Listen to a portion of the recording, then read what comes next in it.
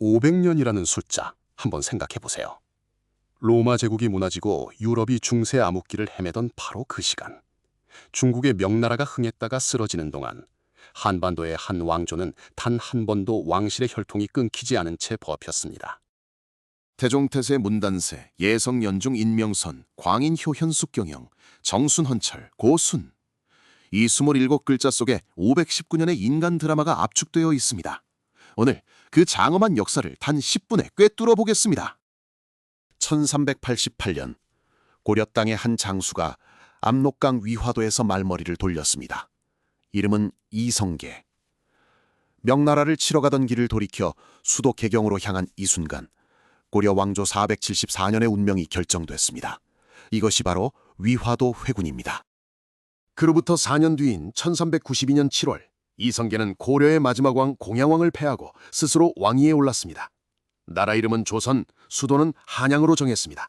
지금의 서울입니다. 조선의 설계자는 두 사람이었습니다. 칼을 든 이성계, 그리고 붓을 든 정도전. 정도전은 성리학을 통치 이념으로 삼고 왕보다 재상이 더 강한 나라를 꿈꿨습니다. 조선 경국전을 써서 법과 제도의 틀을 세웠고 경복궁의 이름을 직접 지었습니다. 하지만 이성계의 다섯 번째 아들 이방원은 그 꿈을 용납하지 않았습니다. 1398년, 이방원은 정도전을 살해했습니다. 이것이 제1차 왕자의 난입니다. 형제들끼리 피를 흘리는 곤욕상쟁 끝에 이방원은 3대왕 태종으로 즉위했습니다. 태종은 왕권을 무섭도록 강화했습니다. 처남들의 목을 쳤고 공신들을 숙청했습니다. 왕비의 형제들조차 살리지 않았습니다. 냉혹했지만 그 냉혹함이 다음 왕에게 비옥한 땅을 남겨줬습니다. 그 다음 왕이 바로 세종대왕입니다. 1418년 태종의 셋째 아들 이도가 왕위에 오릅니다. 그는 32년 동안 재위하며 조선의 황금시대를 열었습니다. 1443년 세종은 훈민정음을 창제했습니다. 세계 언어학자들이 가장 과학적인 문자 중 하나로 꼽는 바로 그 문자입니다. 지편전을 두어 학자들을 길렀고 치구기와 혼천이 같은 과학기구를 만들었습니다. 사군 육진을 개척해 압록강과 두만강까지 영토를 넓혔습니다. 세종은 말년에 시력을 거의 잃었고 당뇨로 고통받았습니다. 수많은 업적 뒤에 한 인간이 짊어진 무게가 얼마나 컸는지 역사는 그것을 기록하고 있습니다. 세종 이후 조선은 흔들리기 시작했습니다. 문종이 2년 만에 요절하고 12살의 어린 단종이 즉위했습니다. 권력의 빈자리를 호시탐탐 노리던 수양대군, 세종의 둘째 아들이었습니다. 1453년 계유정난, 수양대군은 쿠데타를 일으켰습니다. 핵심 신하들을 살해하고 권력을 장악한 뒤 마침내 조카 단종의 왕위를 빼앗았습니다. 그가 7대왕 세조입니다. 단종은 강원도 영월로 유배됐다가 17살에 죽임을 당했습니다. 역사는 그를 비운의 소년왕이라 부릅니다. 세조의 찬탈에 항거한 선비들이 있었습니다. 성삼문, 박백년, 하위지, 이계, 유성원, 유웅부. 사육신이라 불리는 이 6사람은 단종 보기를 꾀하다 발각되어 처형당했습니다. 고문 끝에도 세조를 왕으로 인정하지 않은 성삼문은 이렇게 말했다고 전합니다. 나는 죽어도 세조의 신하가 아니다. 이 한마디가 500년을 넘어 지금도 울립니다. 조선 중기, 살인과 훈구의 충돌이 시작됩니다. 지방에서 성리학을 연마하던 살인 세력이 중앙정치에 진출하자 기득권을 쥔 훈구 세력이 이들을 대거 숙청하는 사건이 연이어 터집니다. 1498년 무오사화, 1504년 갑자사화, 1519년 김효사화, 1545년 을사사화. 4차례의 사화를 통해 수백 명의 선비가 죽거나 귀양을 갔습니다. 연산군은 무오사화와 갑자사화를 주도하며 조선 최악의 폭군으로 역사에 남았습니다. 그는 결국 반정으로 쫓겨나 패왕이 됩니다. 왕이라는 자리가 권력의 절정인 동시에 가장 위험한 자리일 수 있다는 것을 조선의 역사는 반복해서 보여줬습니다. 그리고 1592년 하늘이 무너지는 날이 왔습니다. 임진왜란입니다. 일본의 도요토미 히데요시가 20만 대군을 이끌고 조선을 침략했습니다. 부산이 함락된 지 20일 만에 한양이 무너졌고 선조는 의주까지 피란을 떠났습니다.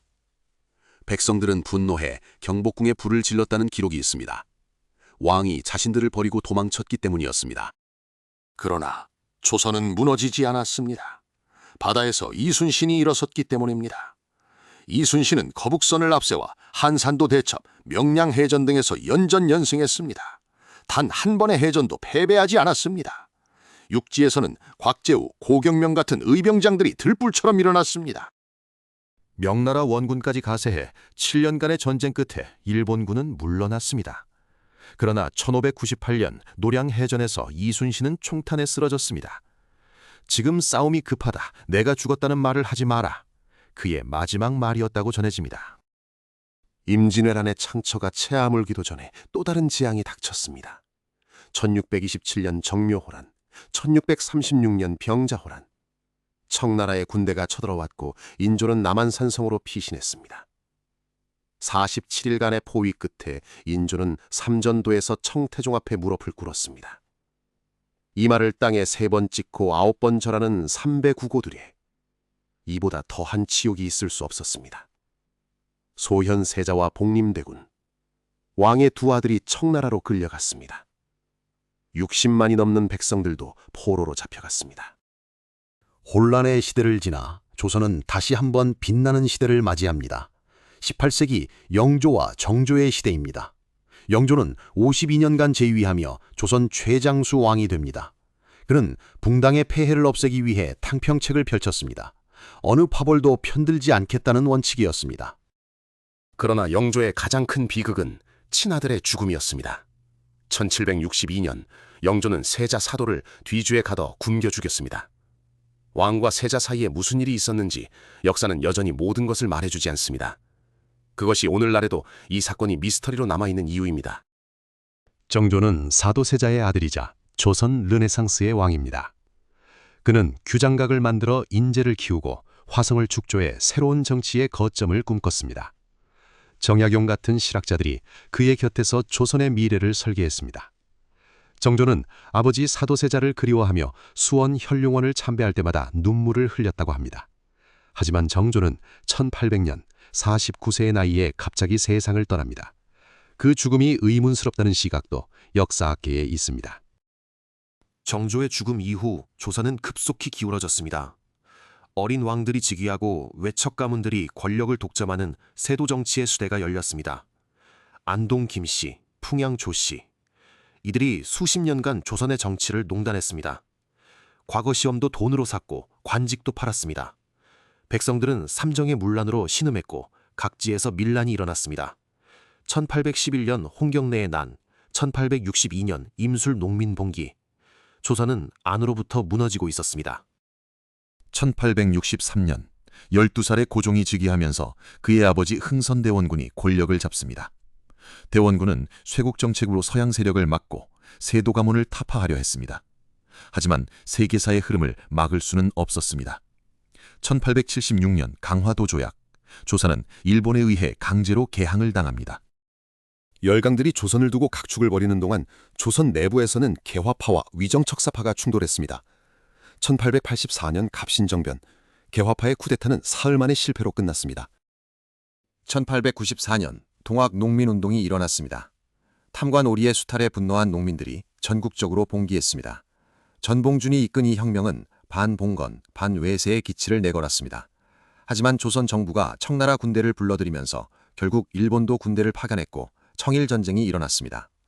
일본이 승리하자 조선에 대한 일본의 영향력이 결정적으로 강화되었습니다. 전봉준은 체포되어 처형당했습니다. 녹두장군이라 불린 그는 죽는 날까지 굴복하지 않았습니다. 1897년 고종은 대한제국을 선포하고 황제가 됐습니다. 조선이라는 이름을 버리고 새 출발을 알리는 선언이었습니다. 하지만 그 실상은 달랐습니다.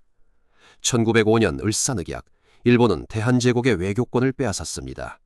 외교부 장관 박재순을 비롯한 을사오적이 조약의 도장을 찍었습니다. 민영화는 이에 항의해 스스로 목숨을 끊었습니다. 조약서에는 고종의 서명이 없었습니다. 황제가 거부했음에도 조약은 강제로 체결됐습니다. 1907년 고종은 네덜란드 헤이그의 밀사를 파견해 을사늑약의 부당함을 세계에 알리려 했습니다. 하지만 국제회의문은 열리지 않았고 일본은 이를 빌미로 고종을 강제 퇴위시켰습니다. 1910년 8월 29일 마지막 왕 순종이 한일병합조약에 서명했습니다. 519년의 조선 왕조가 이렇게 막을 내렸습니다.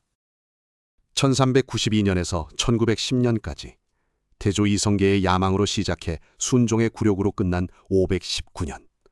27명의 왕, 헤아릴 수 없는 영웅과 역적, 그리고 이름 없는 수많은 백성들의 이야기. 그 어떤 왕조도 500년을 버티지 못했지만 조선은 버텼습니다. 흔들렸고 무너질 뻔했지만 다시 일어섰습니다. 그 힘이 어디서 나왔는지 우리가 이 역사를 기억해야 하는 이유가 거기에 있습니다. 지금까지 조선 왕조 500년이었습니다. 준비된 영상이 마음에 드셨다면 구독, 좋아요, 댓글 부탁합니다.